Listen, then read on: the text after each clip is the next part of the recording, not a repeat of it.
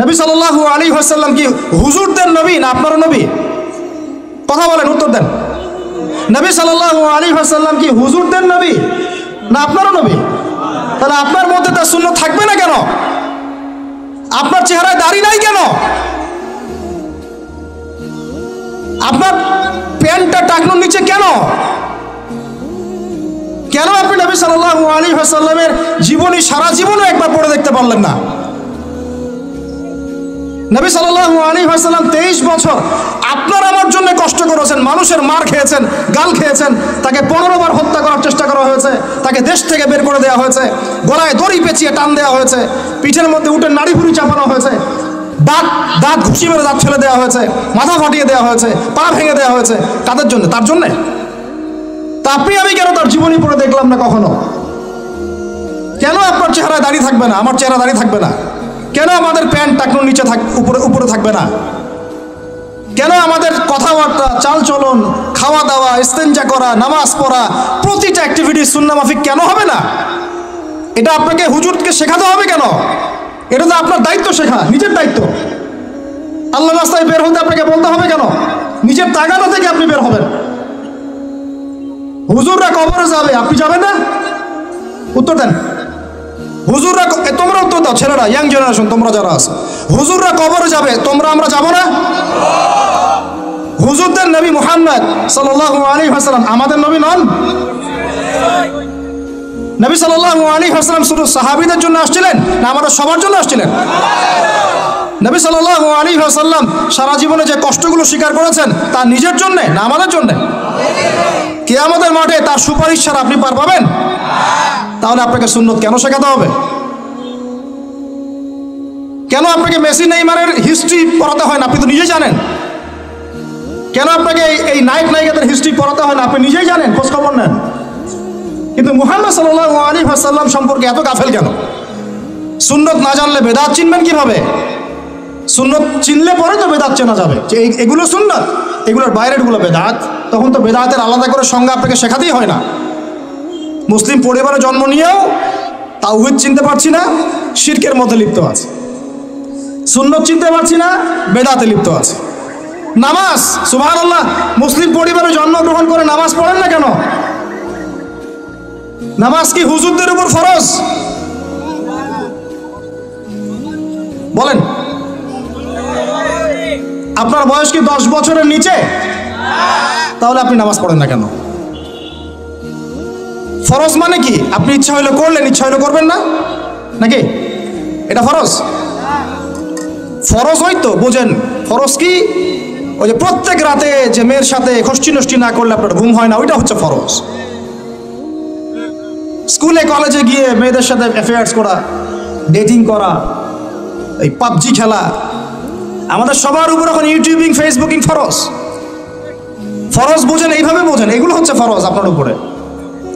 তো সালাত, হাইয়া আলা সালাত প্রত্যেক দিন আপনার কানে যায়, কেন সালাতে আসেন না? হাইয়া আলাল ফালাহ আপনার আমার কানে যায়, কেন সালাতে আসেন না? কখন সালাতে আসবেন? ছোট ভাইরা কখন সালাতে আসবেন? যখন আপনার বয়স হবে 50, ওই সময় এসে প্রথম কাতারে চেয়ার নিয়ে দৌড়াদৌড়ি করবেন। আমরা যখন মসজিদে যাই, প্রথম কাতারগুলোতে প্রথম 2টা কাতার থাকে বয়স্করা, বৃদ্ধরা, যুবকরা নাই। আর ওই সময় চেয়ার নিয়ে মারামারি, কারণ এখন তো সেজদা দেওয়ার মতো শরীরে ক্ষমতা নাই। আর কে আগে চেয়ার দখল করতে পারে, ওই হচ্ছে প্রতিযোগিতা। তখন আমরা কি ওই সময়ের জন্য অপেক্ষা করছি? সুবহানাল্লাহ। নামাজ পড়লে কি আপনি জঙ্গি হয়ে যাবেন? নামাজ পড়লে আপনি কি মানবতা বিরোধী অপরাধী হয়ে যাবেন? এই ফাইজলামি মার্কে কথাবার্তা যারা বলবে, সমাজ থেকে বয়কট করে দিবেন, আর সামাজিক প্রতিবাদ গড়ে তুলবেন। এই শব্দগুলো সস্তা করতে করতে যাকে তাকে যা ইচ্ছা তাই বলে বেড়াচ্ছে। ধর্মের কথা, ইসলামের কথা বললেই মানুষ সন্ত্রাসী হয়ে যায়। আমরা কি শান্তিপূর্ণ পরিবেশের মধ্যে অশান্তি সৃষ্টি করতে চাই? কোশ্চিন গেলেও নয়। কিন্তু আপনার ছেলে, আমার ভাই, আপনার বোন নামাজ পড়বে না কেন? নামাজ পড়লে কি মানুষ খারাপ হয়ে যাবে? বাংলাদেশে যে শিক্ষা প্রতিষ্ঠানগুলো সবচেয়ে ভালো করে, এই তো আপনাদের এখানে ক্যাডেট কলেজ আছে না, রেজাল্ট ওদের চেয়ে ভালো কেউ করে? দেখেন, প্রত্যেকটা স্টুডেন্ট যাদের নামাজ ফরজ হয়েছে, নামাজ পড়ে ঠিকঠাক মতো, 5 ওয়াক্ত নামাজ টাইম টু টাইম পড়ে। 5 ওয়াক্ত নামাজ তারা টাইম টু টাইম পড়তে পারে। ফিজিক্যাল এক্সারসাইজ করে, খাওয়ার সময় খায়, খেলার সময় খেলে, ঘুমের সময় ঘুমায়, পড়ার সময় পড়ে, তারা ভালো করে না? ভাই মুসলিম পরিবারে জন্ম নিয়েও নামাজ পড়ি না। আরো বড় কথা তো বলতে বাকি আছে এখনো। মুসলিম পরিবারে জন্ম নিয়েও হালাল খায় না, বেশিরভাগই হারামের সাথে থাকে। আমাদের সমাজের ম্যাক্সিমাম সুদখোর এখন, ম্যাক্সিমাম। সুদ কি? আমার কাছে শোনেন সুদ কি, বাকিদের কথা বাদ দেন। আমার কাছে শোনেন সুদ কি জিনিস। সুদ ইজ ইকুয়াল টু নিজের মায়ের সাথে সেক্স করা। আমার কাছে শোনেন সুদ কাকে বলে। সুদ ইজ ইকুয়াল টু আল্লাহর সাথে যুদ্ধ করা। সুদ সমান সমান রাসূল মুহাম্মদ সাল্লাল্লাহু আলাইহি ওয়াসাল্লামের বিরুদ্ধে অস্ত্র ধরা। সুদ সমান সমান নিজের মাকে বিয়ে করা। সুদ সমান সমান 36 বার জেনা করা, তাও 1 দিরহাম সুদ। 1 দিরহাম সুদ কোথায় আছে এগুলা? আমি কি আসমান থেকে কথাগুলো বললাম? সহিহ বুখারীর হাদিসে নবী সাল্লাল্লাহু আলাইহি ওয়াসাল্লাম বলেছেন সুদের পাপের 70টা শাখা আছে। কয়টা ভাই? আরেকটা হাদিস পেয়েছিলাম সেখানে আছে 73টা শাখা। কয়টা? যার সবচেয়ে নিচের শাখাটার নাম হলো নিজের মাকে বিয়ে করা। আমরা প্রত্যেকেই মায়ের সাথে জেনা করি যারা সুদ খাই। আমাদের মধ্যে যারা সুদ খাই প্রত্যেকেই তার মায়ের সাথে রাত কাটায়। আর কিভাবে বললে কথাগুলো কানে যাবে, কলবে আঘাত করবে আমার জানা নাই। আমরা এটা শুধু খাই না, এটা ফরজ হয়ে গেছে এখন। কারণ এই বিশ্ব ব্যবস্থা পরিচালিত হচ্ছে ইহুদিদের হাত দিয়ে, এই বিশ্ব ব্যবস্থা পরিচালিত হচ্ছে খ্রিস্টানদের হাতে, এই বিশ্ব চালায় এখন জায়নিস্টরা, এই বিশ্ব চালায় জাতিসংঘ, এই বিশ্বের অর্থনীতি চালায় ওয়ার্ল্ড ট্রেড, এটা বাণিজ্য, ওয়ার্ল্ড ট্রেড অর্গানাইজেশন, এটা বাণিজ্য চালায়। IMF, world bank, federal reserve bank, এরা চালায় বিশ্ব অর্থনীতি। এরা প্রত্যেকেই সারা বিশ্বের প্রত্যেকটা দেশের সেন্ট্রাল ব্যাংকে সুদ খাওয়ায়। এবং সেন্ট্রাল ব্যাংকের আন্ডারে যত ব্যাংকিং সিস্টেম আছে সবগুলো সুদ ভিত্তিক। সব ব্যাংকিং সিস্টেম, সব NGO, সব সমিতি কোনো না কোনোভাবে সুদের সাথে সম্পৃক্ত আছেই আছে। ওইখানে নাম লিখানোর জন্য, ওই টাকা দেওয়ার জন্য মাথার ঘাম পায়ে ফেলে আপনি পরিশ্রম করেন। আমরা প্রত্যেকেই মায়ের সাথে জেনা করি, নাউজুবিল্লাহ। আমরা প্রত্যেকে আল্লাহর সাথে যুদ্ধ করি, আমরা প্রত্যেকে রাসূলের বিরুদ্ধে যুদ্ধ করি।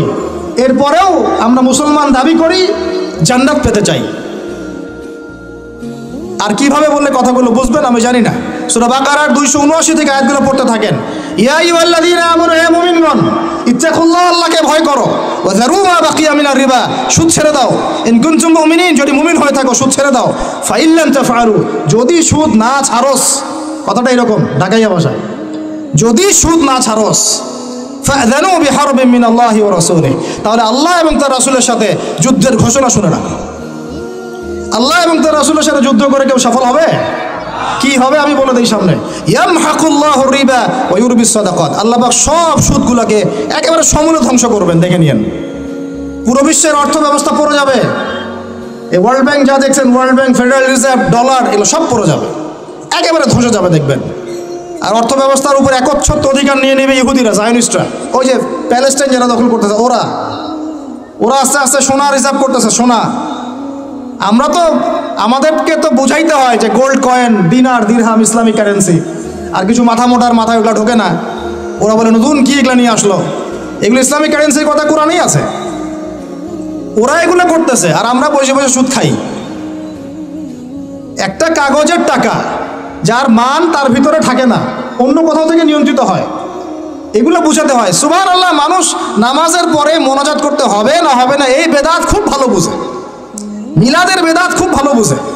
মানে এগুলো নিয়ে তুল কালাম করে রেখে দেয় একদম সমাজ। মসজিদ ভাগ হয়ে যায়, মারামারি, কাটাকাটি, কেউ কেউ আবার শহীদও হয়। ঠিক আছে, কিন্তু অর্থনীতির বেদাত বোঝে না, রাজনীতির বেদাত বোঝে না, সংস্কৃতির বেদাত বোঝে না, শিক্ষার বেদাত বোঝে না। কত বড় মাথা মোটা মানুষ। আপনি 1 লক্ষ টাকা আর্ন করেছেন, রেখে দেন আপনার স্ত্রীর কাছে। 1 লক্ষ টাকা আর্ন করতে আপনার সময় লাগছে 12 মাস। প্রতিদিন শ্রম দিয়েছেন 10 ঘন্টা করে। ওয়াইফকে দিলেন, হে ফাতিমা, আয়েশা, মারিয়াম, হে খাদিজা, এই টাকাটা রেখে দাও, আমরা জমাই, সেভ করি। সে মাশাআল্লাহ রেখে দিল। 10 বছর পর সে 1 লাখ টাকা বের করে আপনি দেখতে পাচ্ছেন, আরে 1 লাখ টাকা তো 1 লাখ টাকার মানে নাই, এর মান তো কমে 80,000 টাকা হয়ে গেছে। কথা বোঝা যায় না? মাথার উপর দিয়ে যায়? বুঝেন কিছু?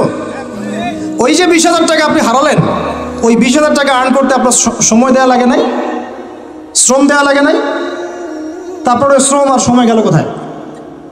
আমি যদি আপনাকে বলি, ভাই আপনাকে আমি 1 মাস চাকরি দিলাম, আমার ফার্মে কাজ করেন, 1 মাস কাজ করে আপনার স্যালারি হতো 20,000 টাকা, তা আমি সেটা যদি না দেই, আমি কি জালেম না? আমাকে কি আপনি শ্রদ্ধা করবেন না পিটাবেন? বলেন। এখন যে আপনার এই যে 1 মাসের শ্রম যে চলে গেল, 20,000 টাকা নাই, কে নিল?